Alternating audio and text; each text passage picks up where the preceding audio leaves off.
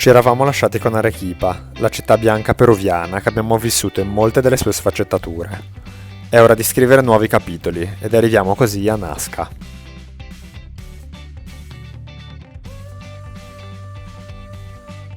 Siamo Alberto e Sofia. Circa un anno fa abbiamo deciso di mischiare le carte delle nostre vite. Abbiamo acquistato un Ford Transit usato in Messico, dove l'abbiamo camperizzato, l'abbiamo spedito in Argentina ed abbiamo iniziato ad inseguire un sogno di libertà che ci porterà fino in Canada.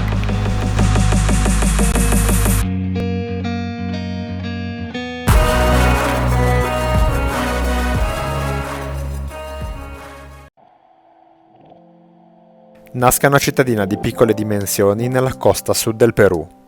Non siamo passati dalla zona andina di Cusco, data la difficoltà delle strade e dal fatto che abbiamo già esplorato questa regione nel nostro viaggio zaino in spalla del 2019. Troviamo sull'applicazione Everlander l'ubicazione di un astronomo che accoglie viaggiatori e non ci sembra vero quello che incontriamo. Viaggiatori in tutte le loro forme che si incontrano, chi viaggia a piedi, chi in bici, chi in moto e chi come noi in un van.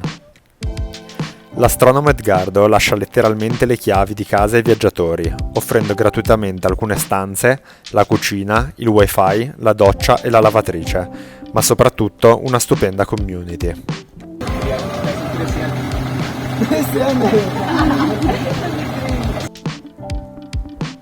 Decidiamo di andare a visitare con alcuni dei nostri nuovi amici gli acquedotti di Nazca, costruiti dalla civiltà pre-incaica di Nazca circa 1500 anni fa, e per alcuni ritenuti opera ingegneristica più incredibile delle linee di Nazca.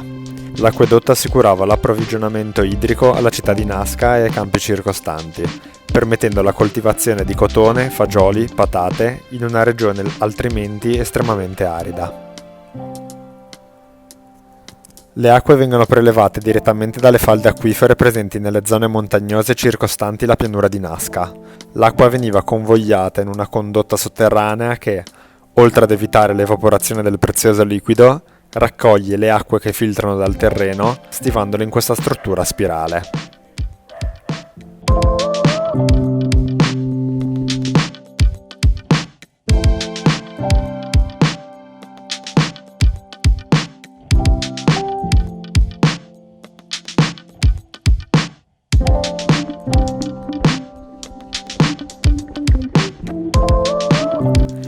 Nazca è famosa anche per l'utilizzo dell'argilla.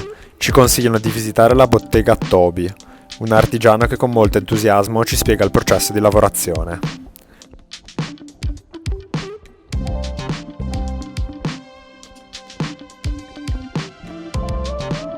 Los tumbaroli buttavano miles y miles de fragmentos originali. Al trovar questi pezzi rotto, veniva observato nel sole che nell'interno del fragmento uno había visto l'impronta de dito, improntas digitali. La civilizazione Nazca mostrava che non conosceva il tornio, che è il lavoro hecho a mano. Secondo, mi padre diceva che nel sol, en el interno, brilla. Y mi padre dice, tiene oro, decía, pero no había sido oro. O sea, que había sido la pirita, es oro falso. Okay. Y la pirita es primo hermano con la savia de fiume. Okay. Entonces él deduce que la argilla se mezclaba con la savia de fiume para crearle porosidad, mayor elasticidad. Okay. Lo que io sto lavorando, questa base, questo è un stampo originale che io sto lavorando la ceramica, data 1500 anni fa. Ha detto mio padre che è possibile, come niente disegnato, niente colorato, entonces al tumbarolo lo buttavano. Un stampo che l'ha trovato del cimitero di Cahuachi 1940, mira. Un stampo de piedra. Sí. Se debe haber hecho para ello difícil hacerlo también de argilla. Claro. Espátula de argilla y esta es una espátula de piedra. Ya. El acueducto está a 4 kilómetros de Nazca. Un acueducto tiene 6 metros de profundidad, tiene 7, 8 metros de largo. Sí. Pero te das cuenta que en el centro hay una espiral. Sí. Eso indica que la persona bajaba al interno, como si ponían un becchi dentro del agua y la otro para el área. Agua al área. Y la argilla conserva el agua fresca. Sí. Es la interpretación de toda esta forma. Claro que esto es como un souvenir, pero eran así, mira. Enorme, grande, grande, grande. Sí. Ahora, suponiendo que estaba 2-3 minutos, la forma redonda viene la sombra y le hago un agujero Sí. Y con ayuda del agua voy dilatando la argila poquito a poquito y después se pone el beco. Okay.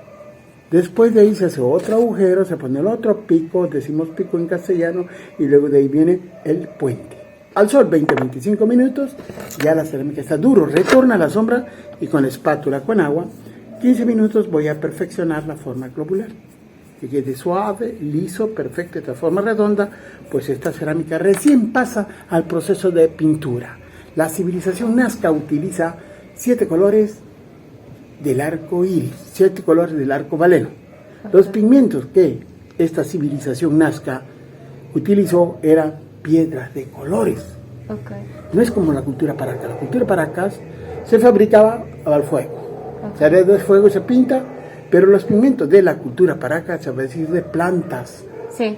Porque si van directo al fuego con pinturas, desaparecerían. Desaparece. Por eso que la cerámica Paracas en el museo, bonita cerámica, pero poroso, no tiene brillo. En cambio, la Nazca es brillante, Sí. porque utilizaron pigmentos a base de piedras Piedras. de colores. Así es.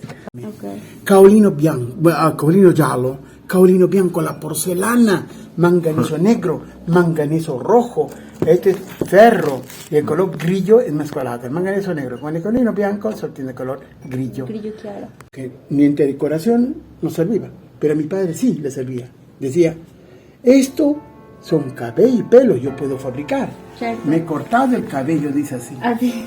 Pero en línea recta era perfetto.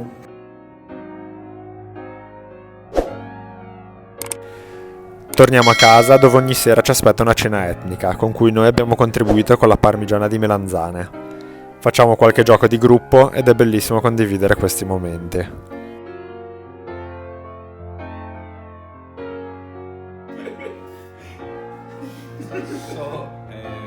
Umoristiche? Sì. Sì.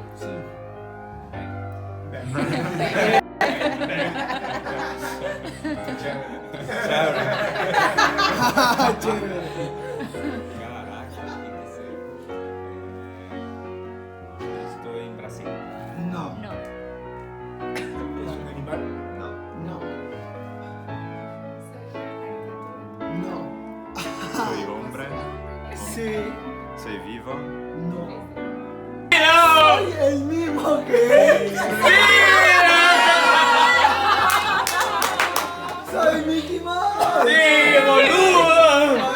Mickey Mouse! Hermano di Argentina. Visitiamo inoltre il planetario del professor Edgardo, servizio offerto in un prestigioso hotel di Nazca, ma che offre gratuitamente ai suoi ospiti viaggiatori. In questa camera scura, armato di proiettore e microfono, ci spiega la correlazione tra le costellazioni e le linee di Nazca, soprattutto grazie all'apporto della ricercatrice tedesca Maria Reiche, che dedicò la sua intera vita allo studio, protezione, scoperta e restauro delle linee di Nazca, identificando un rapporto astrologico tra linee e costellazione, ancora oggi accreditate come vere, identificando per esempio la figura della scimmia con l'orsa maggiore.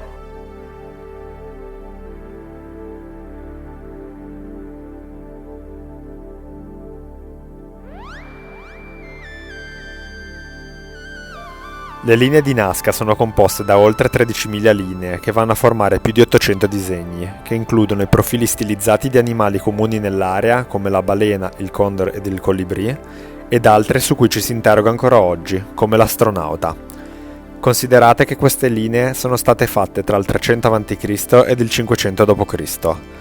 La pianura di Nazca non è ventosa e il clima è piuttosto stabile, così i disegni giganti sono rimasti intatti per centinaia di anni. Sul come siano state fatte non si ha la certezza, ma si pensa che siano state tracciate fissando dei pali in legno al terreno e tracciando linee con le corde ad essi fissati. Neppure il motivo di queste linee si sa con esattezza. C'è chi pensa siano state fatte per indicare località di culto e di festa, e chi pensa fossero un tributo alle divinità per portare la pioggia, data l'aridità estrema di questa zona, e che spiegherebbero così in parte le dimensioni immense e la possibilità di essere vista solamente dall'alto.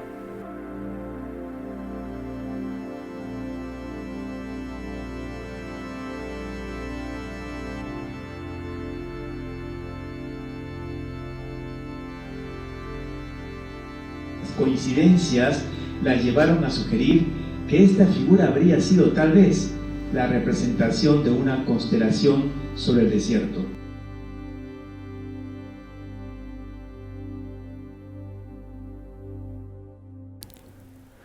È ora di salutare i viaggiatori e rimetterci in viaggio. Ciao! Ma quello che non sappiamo è quello che ci sta per succedere a oltre 4.000 metri di altitudine, di cui vi parleremo nel prossimo episodio.